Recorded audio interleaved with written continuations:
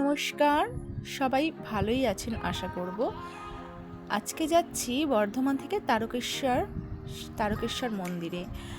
আর ভোর 3:30টার সময় উঠে দেখছি অজস্র বৃষ্টি হচ্ছে। সেই বৃষ্টির মধ্যে স্নান সেরে সবাই রওনা দিয়েছি তারকেশ্বর মন্দিরের উদ্দেশ্যে। ভোর 3:30টার সময় উঠে আর এই 5:45 লোকালটা ধরেছি। প্রচণ্ড বৃষ্টি হচ্ছে, বৃষ্টির জন্যে ট্রেনটাও বেশ ফাঁকা ফাঁকা। এই যে আমি বসে আছি, পাশে বোন এই যে ঘুমাচ্ছে সকালবেলা ওঠার জন্য, এই যে মা মেয়ে হচ্ছে ঘুমাচ্ছে পড়ি। আর ওই যে দূরে দেখতে পাচ্ছেন ওটা আমার বাবা। আমরা সবাই মিলে যাচ্ছি। পৌঁছে গেলাম তারকেশ্বরের মন্দিরের কাছাকাছি। এটা হচ্ছে রাজবাড়ির গেট। রাজবাড়ির গেটটা খুব সুন্দর রং করা, ভালো লাগছে দেখতে। আর এখানেও বৃষ্টি হয়েছিল, যার জন্য জায়গায় জায়গায় একটু জল জমে আছে। তারপরেই মন্দিরে ঢুকেই আমরা এই দুধসাগর যে পুকুরটা আছে, পুকুরে এসে আমরা একটু হাত পা ধুয়ে নিলাম, কারণ কি জুতো পরে এসেছিলাম। তারপর এটা সেটা হাতে ধরাও হয়েছে, তাই জল নেবার আগেই আমরা একটু হাত পা ধুয়ে আর একটু জলটা, শুদ্ধ জল একটু মাথায় ছিটিয়ে নিচ্ছি সবাই। আর সবাই আমরা উপোস করে আছি আজকে। বাবার মাথায় জল ঢালবো, তারপরেই আমরা খাবার কিছু খাবো। তো মাও একটু জল ঢেলে নিচ্ছে, ছিটিয়ে নিচ্ছে আর কি। আর বোনও পা ধুয়ে নিচ্ছে। বাবা দূরে দাঁড়িয়ে আছে, এই যে ওই যে বাবা দাঁড়িয়ে আছে ওইখানে ব্যাগপত্র নিয়ে, নাহলে ব্যাগপত্র আবার কে ধরবে। এখান থেকে নিয়ে নিচ্ছি আমরা জল।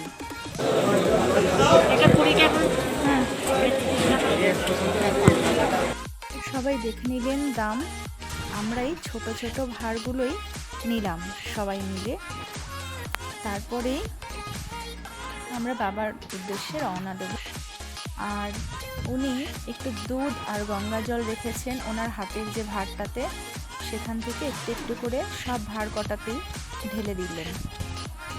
উনি বললেন যে এটার ভিতরেই দুধ আর গঙ্গা জল মেশানো আছে, সেটাই উনি দিলেন। আর একটু করে কি একটা দিলেন, ঠিক বুঝতে পারলাম না। আর আমিও খুব একটা জানতে চাইলাম না যে কি দিলেন। এই যে কৌটোটা খুললেন, এটার মধ্যে এটা মনে হচ্ছে যত সম্ভব ছাই ভস্য বা কিছু তিল এরকম কিছু জিনিস হবে। আর ফুলের ভিতরে জলের মধ্যে দিয়ে দিল বলে আমি অতটা বুঝতেও পারলাম না। প্রচণ্ড ভিড়ভাড়টাও ছিল। আর নিয়ে নিলাম এক ভাঁড় প্রসাদ। তো প্রসাদের দাম নিল 20 টাকা ভাঁড়। বড়ও আছে, যারা বড় নিতে চান তারা বড় নিতে পারেন। আমরা এটাই নিলাম। ঘর থেকে নিয়ে আসলে হয়তো অনেক সস্তাই হতো, কিছুটা জল ঘটি নিয়ে আসলেই হতো। কিন্তু যেহেতু অনেক দূর থেকে আমরা জুতো পরে আসছি, সেই কারণেই আমরা আর কিছু নিয়ে আসিনি। তারপর এই মন্দিরের দিকে যেতে যেতে দেখলাম প্রচণ্ড ভিড়। একেই তো আষাঢ় মাস, তারপরে মঙ্গলবার, তাও দেখুন কত ভিড়। তো তাও আমরা গেলাম, সামনে গিয়ে দেখছি প্রচণ্ড ভিড়, লাইন লেগে আছে। তাই কিছুক্ষণ দাঁড়িয়ে থাকলাম। তারপরে আস্তে আস্তে একটু ফাঁকা হলো।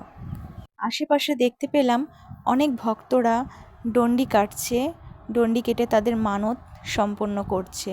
তো চলুন সামনের দিকে যাই, পুজো দিয়ে আসি। ভেতরে ভিডিও নিষিদ্ধ ছিল, তাই আর ভিডিও করতে পারিনি। তারপরে এসেছি দুর্গা মন্দিরটাতে।